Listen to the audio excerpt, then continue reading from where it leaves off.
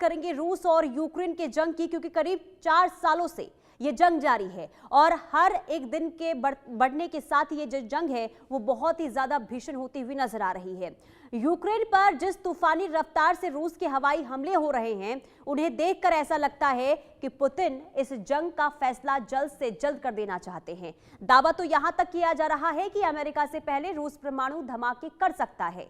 लगभग 7 दिन पहले ट्रंप ने ऐलान किया था कि अमेरिका बहुत बड़ा परमाणु परीक्षण करने वाला है, लेकिन पुतिन ने ट्रंप के ठीक उलट अपनी परमाणु फोर्स को बड़ी जंग की तैयारी के लिए बोल दिया है।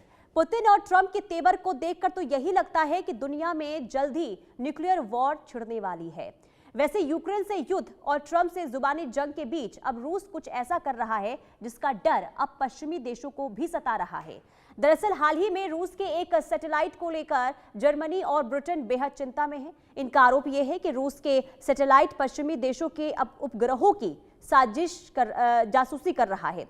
ब्रिटेन और जर्मनी ने पिछले कुछ हफ्तों में कई बार इस बात पर जोर दिया कि रूस बार बार उनके सैटेलाइट का पीछा कर रहा है और उन्हें जाम करने की कोशिश भी कर रहा है। कुल मिलाकर ये कह सकते हैं कि दुनिया पर एक बार फिर से विश्व युद्ध का खतरा मंडरा रहा है। यानी कि सवाल कई हैं, क्या परमाणु वॉर हो सकता है, क्या आगे की जो स्थिति है और भी ज्यादा भयावह हो सकती है, क्योंकि एक तरफ देखिए रूस का तेवर तो दूसरी तरफ अमेरिका भी जिस तरीके से तैयारी करता हुआ नजर आ रहा है और इसके बाद कई अनुमान जताए जा रहे हैं। तो रूस में परमाणु परीक्षण की जो तैयारी हो रही है उसके मायने जरा समझ लेते हैं।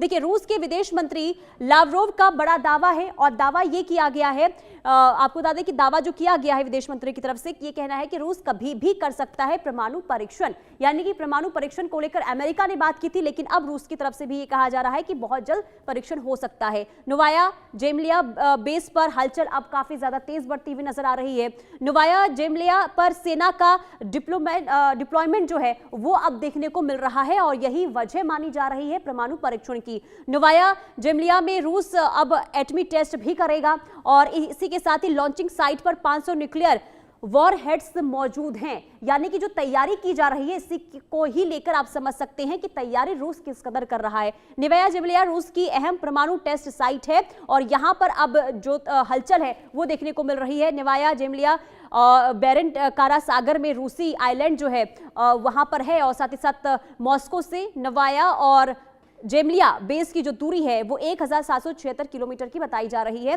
और रूस के विदेश मंत्री लावरोव ने यह बड़ा दावा किया है कि जो अब रूस है वो परमाणु परीक्षण की जो है तैयारी कर रहा है और यही वजह है कि हलचल जो है वो काफी देखने को मिल रही है। और इसके मायने भी आप समझिए, क्या जो रूस है वो आगे परमाणु परीक्षण की तैयारी जो करने की जो संकेत दिए गए हैं उससे क्या समझा जाए, उससे क्या समझा जाए, क्या जो रूस है वो आगे पूरी प्लानिंग करना चाहता है कि आगे जो रूस और यूक्रेन के बीच जो जंग हम देख रहे हैं क्या अब वो आखिरी पड़ाव पर लाने की कोशिश रूस की तरफ से हो रही है, क्योंकि जिस तरीके से तेवर तल्ख पुतिन के नजर आ रहे हैं और साथ ही साथ अब परमाणु परीक्षण को लेकर भी जो संकेत दिए गए हैं और जो ये बताया जा रहा है कि परमाणु टेस्ट को लेकर नोवाया जेमलिया में जो है हलचल देखने को मिल रही है, वहां पर भी तैयारियां हो रही हैं। तो क्या माना जाए कि ट्रंप और साथ ही साथ पुतिन जो है जो जिस तरीके से संकेत दे रहे हैं, जो तैयारियां हो रही है, जो स्टेटमेंट डोनाल्ड ट्रंप की तरफ से सामने आया, तो उससे देखकर क्या समझा जाए कि क्या आगे वॉर की बड़ी विश्व युद्ध की तैयारी हो रही है। रूस का जर्मनी और ब्रिटेन में भी अब डर देखने को मिल रहा है, तो दूसरी तरफ देखिए भयंकर युद्ध की भी संभावना अब जताई जा रही है। हमारे साथ मेहमान भी जुड़ चुके हैं, group captain UK Devnath defence expert हमारे साथ जुड़े हुए हैं, मदन द्विवेदी विदेश मामलों के जानकार हमारे साथ जुड़े हुए हैं। आप दोनों का इस चर्चा में बहुत स्वागत है सर।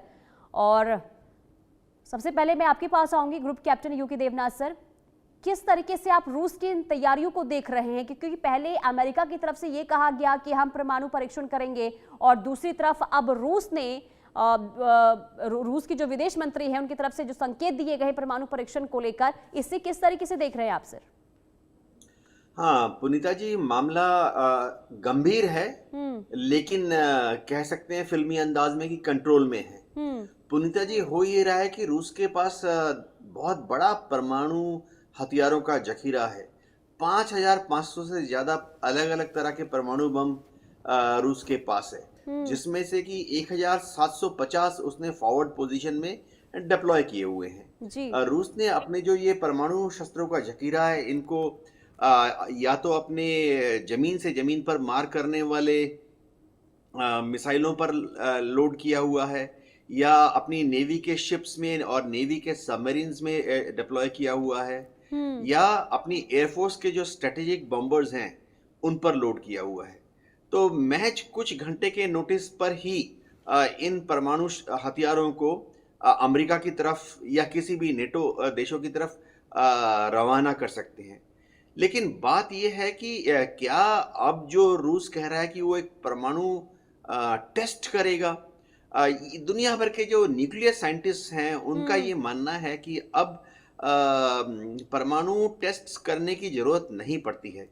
दुनिया के सभी देशों के पास बहुत ही एडवांस कंप्यूटर्स हैं, सुपर क्रेयॉन कंप्यूटर्स हैं, जो कि किसी भी परमाणु टेस्ट के द्वारा जो रिजल्ट हासिल होते हैं उनको सिमुलेट करके टेस्ट कर सकते हैं। आखिरी जैसे रूस ने आखिरी बार परमाणु टेस्ट किया था 1992 में। अगर हम देखें अमेरिका ने भी 1993 के बाद कोई परमाणु टेस्ट नहीं किया। तो ज़रूरत असल में है नहीं, लेकिन हाँ, अगर दोनों ही पक्ष एक दूसरे को धमकियां दे रहे हैं तो राजनीतिक परिप्रेक्ष्य से ये एक अच्छी धमकी होती है। हो ये रहा है कि पुतिन जो हैं डोनाल्ड ट्रंप के ऊपर दबाव डालना चाहते हैं, डोनाल्ड ट्रंप पुतिन के ऊपर दबाव डालना चाहते हैं। दबाव इसलिए डालने की कोशिश कर रहे हैं कि उभय पक्ष चाहता है कि जेलेंस्की मजबूर होकर बातचीत करने के लिए टेबल पर आ जाए।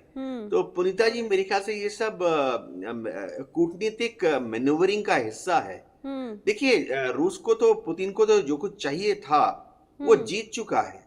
डोनेट्स्क, लुहांस्क, ज़ेपोरिज़िया, खेरसोन, ये सब आज की तारीख में रूस के कब्जे में है। तो अगर रूस परमाणु हथियारों का इस्तेमाल करता है, फिर तो वो जीती हुई बाजी को हार जाएगा। क्योंकि देखिए, जैसे अगर रूस वाकई परमाणु हथियारों का इस्तेमाल करता है तो अमेरिका को, नेटो देशों को एक बहाना मिल जाएगा रूस के ऊपर हमला करने का। तो पुतिन धमकी दे रहे हैं, टेस्ट क्या वो करेंगे? न्यूक्लियर साइंटिस्ट का कहना है कि टेस्ट नहीं करेंगे। जी पुनीता जी।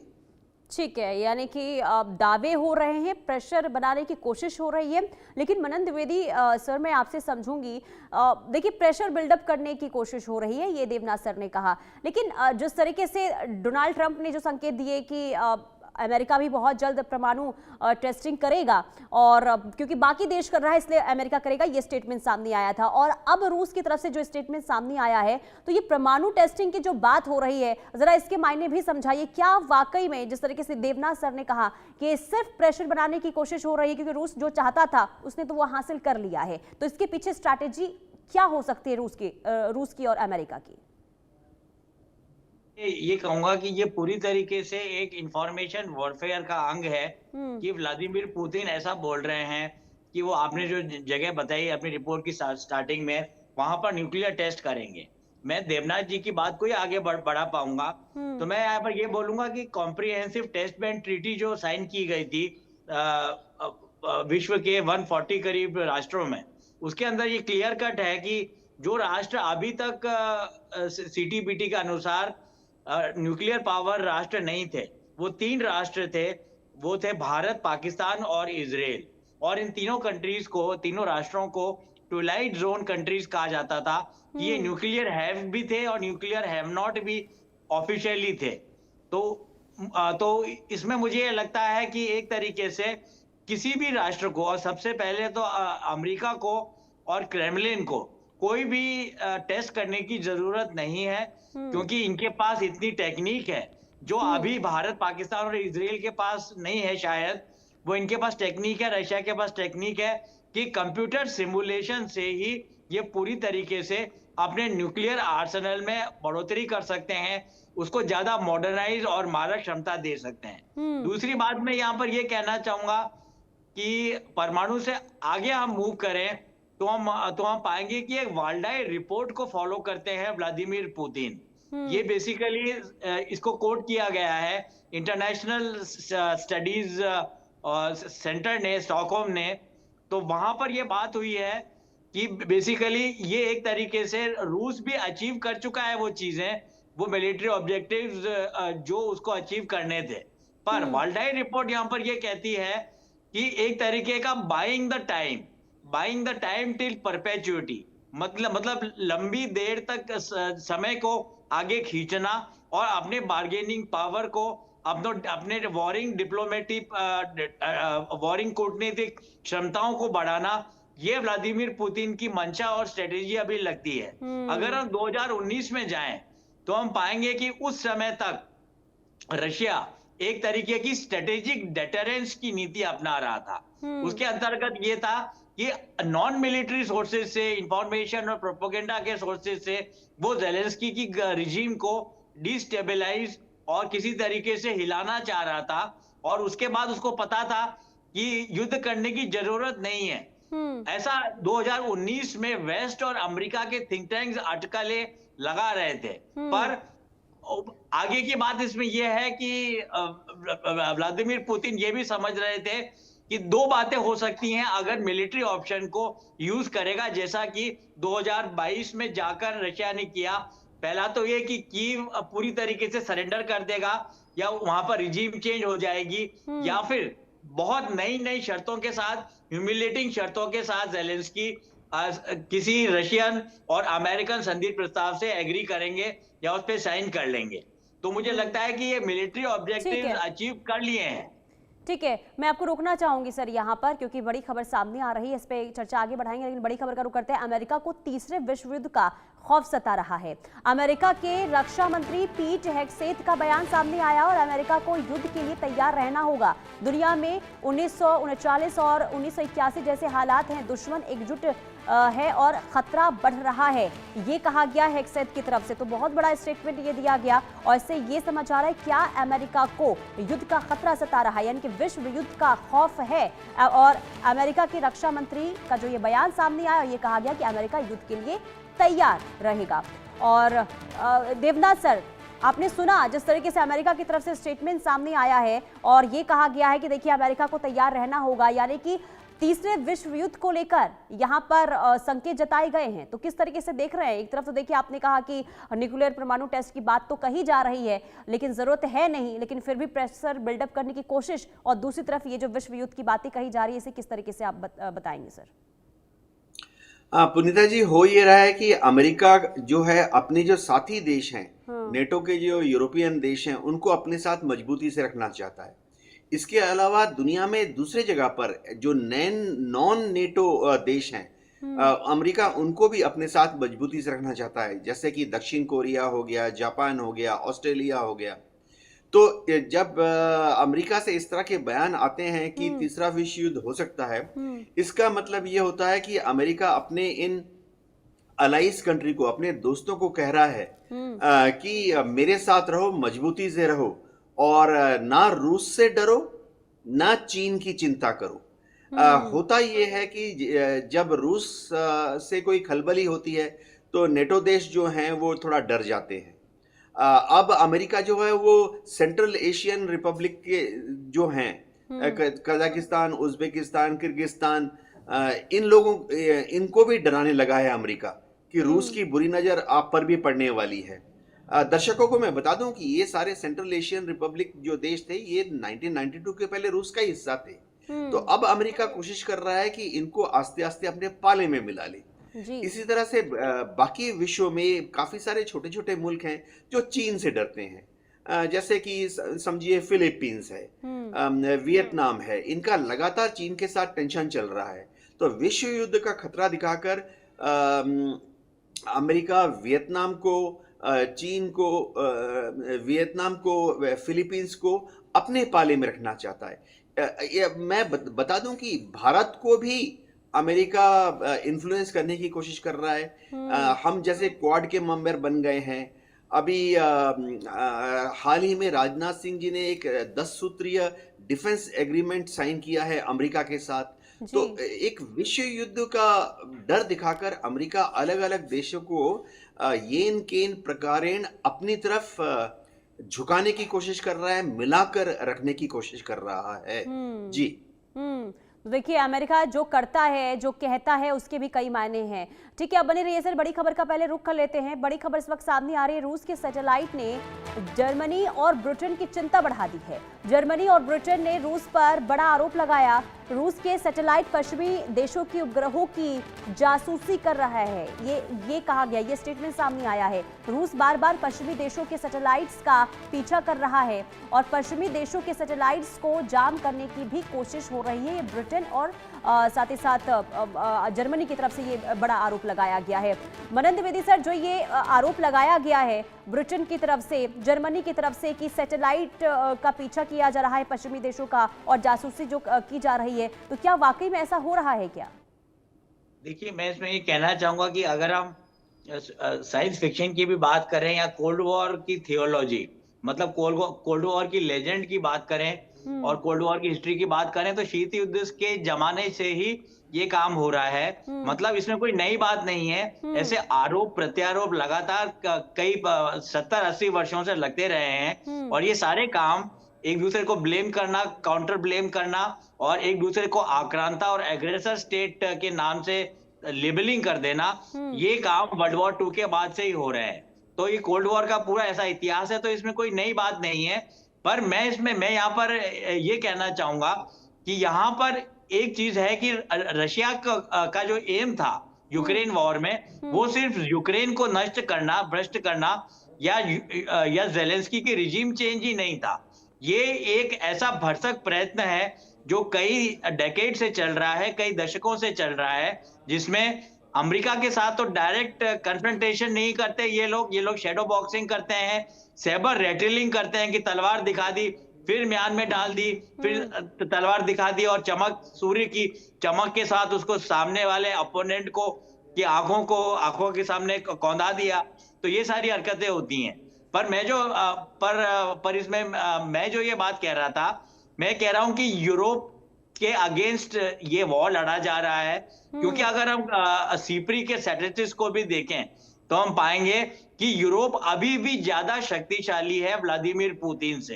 क्योंकि अगर हम देखें तो हम पाएंगे कि 2024 का जो डिफेंस बजट था, जो कलेक्टिव डिफेंस बजट था यूरोप का, वो $400 बिलियन था और उसी दौरान रशिया का जो मिलिट्री बजट था वो $145 बिलियन था। और रशिया जबकि इतनी चीजों को अफोर्ड भी नहीं कर सकता, और सबसे बड़ी बात है कि एक एस्ट्रोनॉमिकल फिगर पे व्लादिमीर पुतिन पहुंच गए, जिसमें रशिया के जीडीपी का 6.8% सारा डिफेंस पे लगा हुआ था और यूरोप का जो जीडीपी का परसेंटेज लगा हुआ था वो इतना ज्यादा नहीं था।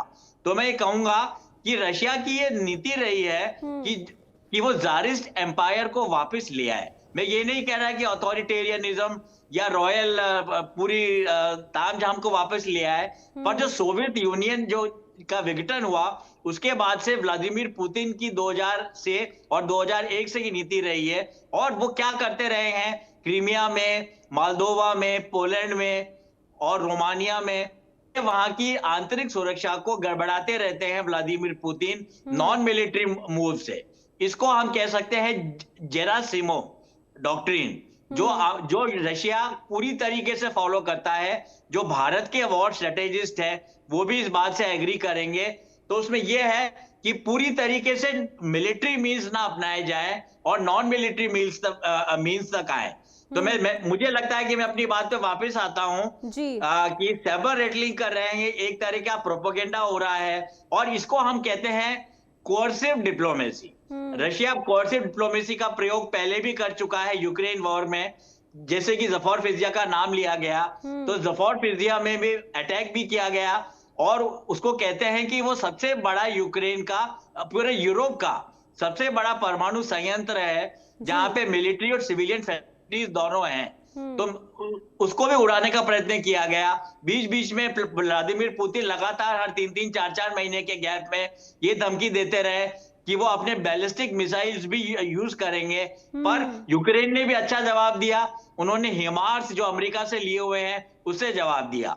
तो मोटा मोटी बात है ये न्यूक्लियर ब्लैकमेल है, इसको ये न्यूक्लियर ब्लैकमेल है जो पाकिस्तान भी बड़े हास्यास्पद तरीके से भारत के साथ करता रहा है और एक स्केयर सिनेरियो बनाने का असफल प्रयास करता है कि पाकिस्तान के पास टैक्टिकल वेपन्स हैं और उनको न्यूक लगा देंगे तो भारत उनको रास्ते में ब्लॉक नहीं कर पाएगा और कन्वेंशनल से नॉन कन्वेंशनल वॉर भारत और पाकिस्तान में हो जाएगा। मुझे लगता है इसी का कोई अवतार की जो वॉर स्ट्रेटेजी है ये भी न्यूक्लियर डेटरेंस है, पर इसके साथ ज्यादा नहीं खेलना चाहिए व्लादिमीर पुतिन को, क्योंकि अमेरिका की बैकिंग है पूरी तरीके से यूरोप को। तो ये जो युद्ध है ये यूक्रेन और जेलेंस्की के अगेंस्ट नहीं है, ये जेलेंस्की और पुतिन के बीच नहीं है, ये एक पुरानी राइवलरी है कई दशकों की जो रशिया और नेटो के एक्सपेंशन के खिलाफ पुतिन लड़ रहे हैं। मेरा इसमें ये व्यू है। ठीक है, ठीक है। ग्रुप कैप्टन देवनाथ सर, आपने सुना मनन द्विवेदी सर को, तो क्या वाकई में यहाँ पर रशिया की तरफ से ब्लैकमेल करने की कोशिश हो रही है? उन्होंने कहा कि देखिए जंग तो यूक्रेन और रशिया के बीच में है ही नहीं, जो पुरानी दुश्मनी है उसे लेकर जो ये स्टेटमेंट दिया जा रहा है या फिर न्यूक्लियर टेस्टिंग की बात कही जा रही है। इसमें मैं ये ऐड करूंगी, क्या अगर टेस्टिंग होती है, न्यूक्लियर परमाणु टेस्टिंग होती है रशिया की तरफ से, तो क्या माना जाए ग्लोबल आर्म्स रेस एक बार फिर से दोबारा से शुरू हो सकती है? दूसरा ये एक बार फिर से जो स्टेटमेंट सामने आया है और ये कहा गया है जर्मनी और ब्रिटेन की तरफ से कि पश्चिमी देशों की सैटेलाइट की जासूसी हो रही है, इसे आप किस तरीके से देख रहे हैं? हालांकि देखिए मनन द्विवेदी सर ने ये कहा कि ये कोई नई बात नहीं है, ये तो बहुत पुराने समय से चलता आ रहा है, तो इसमें ब्रिटेन और जर्मनी का क्या रोल है कि क्यों अब इस तरीके से बातें जासूसी की कही जा रही है? हाँ पुनीता जी, सैटेलाइट वॉरफेयर जो है वो भविष्य में युद्ध का एक और आयाम होगा। देखिए इस वक्त अंतरिक्ष में अमेरिका और यूरोपीय देशों के 8,500 से ज्यादा सैटेलाइट उड़ रहे हैं अलग अलग टास्क के साथ। इसके मुकाबले अगर हम देखें रूस के महज करीबन 1,500 सैटेलाइट अंतरिक्ष में उड़ रहे हैं। तो अमेरिका और पश्चिमी देशों का अंतरिक्ष में दबदबा है। अब जब भी नॉर्मल शांति काल के टाइम में इन सैटेलाइट्स का इस्तेमाल रिकॉग्निशंस के लिए होता है, दुश्मन के ऊपर ईव्स ड्रॉपिंग की जाती है, यानी दुश्मन का कहाँ पर कौन सा रेडार डिप्लॉयड है, दुश्मन अपने अपने कम्युनिकेशन संयंत्रों में किस फ्रीक्वेंसी का इस्तेमाल करके बातचीत कर रहा है, डेटा किस तरह से ट्रांसमिट कर रहा है, दुश्मन अगर वॉर लाइक इंफ्रास्ट्रक्चर बना रहा है तो कहाँ बना रहा है, किस गति से बना रहा है। तो अगर असल में युद्ध हो जाए तो क्या अंतरिक्ष में युद्ध होगा? फिलहाल सब देशों के बीच में एक ट्रीटी है जिसके तहत अंतरिक्ष में किसी भी हथियार को डिप्लॉय करना मना है। तो अब तक इनपुट यही है कि ना अमेरिका ने ना रूस ने अंतरिक्ष में अपने किसी हथियार को डिप्लॉय किया है अंतरिक्ष में युद्ध करने के लिए। लेकिन हाँ, दूसरे तरीके हैं। अगर युद्ध हो जाए, तनातनी बढ़ जाए, तो एक देश दूसरे देश के सैटेलाइट को जैम कर सकता है, उसको अपनी रेडार शेडो में ला सकता है। एक देश दूसरे देश के सैटेलाइट की तरफ अपने सैटेलाइट की जो पुरानी अवशेष हैं, डेब्रीज बोला जाता है, स्पेस डेब्रीज, या जो पुराने सैटेलाइट्स हैं उनके टुकड़ों को गाइड कर सकता है दूसरे देश के सैटेलाइट की तरफ। या ऐसे भी कुछ एक्सपेरिमेंट निकले हैं कि हथियार तो डिप्लॉय नहीं किए गए हैं, लेकिन इस तरह के डस्ट या पेंट स्प्रे करने की व्यवस्था की जा रही है ताकि दुश्मन के सैटेलाइट का जो सोलर पैनल है उसको स्प्रे करके या डस्ट स्प्रेड करके उसको सोलर पैनल को ही नॉन इफेक्टिव बना दिया जाए। तो ये सब भविष्य के लिए हम तैयार हो रहे हैं। लेकिन अच्छी बात है कि दुनिया भर के साइंटिस्ट एक मत हैं कि ऐसा कोई भी काम फिलहाल नहीं करना चाहिए जिससे कि अंतरिक्ष में दो देशों के बीच में स्पेस युद्ध हो जाए। जी पुनीता जी। ठीक है, लेकिन मनन द्विवेदी सर, क्योंकि देखिए अलग अलग तरीके से अलग अलग जो स्टेटमेंट सामने आ रहे हैं, फिर चाहे रशिया की बात कर ले या फिर अमेरिका की बात कर ले, तो एक तरफ जो आपने बोला कि ब्लैकमेल करने की कोशिश हो रही है रशिया की तरफ से, दूसरा ये अमेरिका ने जो स्टेटमेंट दिया उसके भी देखिए प्रेशर बिल्डअप करने की कोशिश हो रही है, ऐसा भी आपने कहा। लेकिन इन तमाम चीज़ों को देखते हुए क्या समझा जाए? रशिया और अमेरिका अपने अपने तरीके से इस युद्ध को अलग एंगल देने की कोशिश कर रहा है, और लेकिन पिस कौन रहा है इस बीच में? यूक्रेन, ऐसा समझा जाए? बिल्कुल बिल्कुल, आपकी बात सही है। मैं आपकी बात को यहीं से पकड़ता हूं कि यूक्रेन ने की जो प्रीमियर है जेलेंस्की, उनको पहले भी, युद्ध के पहले भी रशिया ने बदनाम किया प्रोपेगेंडा वॉरफेयर में, इंफॉर्मेशन वॉरफेयर में, कि वो एक जोकराना कैरेक्टर है और सीरियस नहीं है अपनी सरकार चलाने को लेकर। और करप्शन तो वहां पे सच में बहुत इंतहा बढ़ गया था, जिन कारणों से रशिया के इंटरनल सिक्योरिटी मैटर्स में रशिया ने जेलेंस्की के और यूक्रेन के इंटरनल सिक्योरिटी मैटर्स में इंटरफेयर करना शुरू किया। तो एक बात तो ये है, तो मुझे लगता है कि रशिया अगर डिस्टेबलाइज ही करता रहता तो यूक्रेन पे अटैक करने की जरूरत व्लादिमीर पुतिन को नहीं पड़ती। पर कहीं ना कहीं नेटो का जो एनलार्जमेंट था वो बिल्कुल इमिनेंट था। इमिनेंट मतलब नेटो का एनलार्जमेंट होने ही वाला था, और पोलैंड रोमानिया के अलावा जो नेटो का ग्रुपिंग है वो यूक्रेन को और बाकी जो सोवियत सैटेलाइट्स हैं उनको भी अपने अंदर आत्मसात करने ही वाला था। और ये झगड़ा भी वेस्ट के साथ रशिया का, सोवियत यूनियन का रशिया का बहुत पुराना है कि आप नेटो का एनलार्जमेंट ईस्टर्न स्फीयर में नहीं करोगे। और एक बात तो ये, और अंतिम बात अपनी मैं ये बोलूंगा कि हम देखें कि जैसा कि देवनाथ सर ने भी बोला कि ये एक तरीके का स्केयर सिनेरियो बनाने का प्रयत्न कर रहे हैं व्लादिमीर पुतिन, ब्लैकमेल भी कर रहे हैं। पर कहीं ना कहीं अंतरराष्ट्रीय कंसेंसस ये बना हुआ है, क्योंकि अगर हम देखें, मैं यहाँ पर एक हास्यास्पद बात नहीं, पर एक इसमें हम हॉलीवुड का भी रोल को आगे हम देख सकते हैं, जिसके थ्रू भारत में बैठे हुए हम लोगों को और युवा वर्ग को इसके बारे में, कोल्ड वॉर की पैंथियन के बारे में पता चलता है। सीरिया नेवादा एक जगह है, और पोस्ट न्यूक्लियर वॉर मतलब पोस्ट परमाणु वॉर के बाद किसी भी जगह की, किसी भी सिटी की या किसी भी राष्ट्र की क्या हालत हो सकती है, वो उसको बड़े ही दर्दनाक, पेनफुल और बड़े ही अलग-अलग तरीके से स्ट्रैटेजी, अलग-अलग तरीके से प्लानिंग, अलग तरीके से प्रेशर यहाँ पे बिल्डअप करने की कोशिश हो रही है, लेकिन अंजाम क्या होगा फिलहाल कहना मुश्किल है।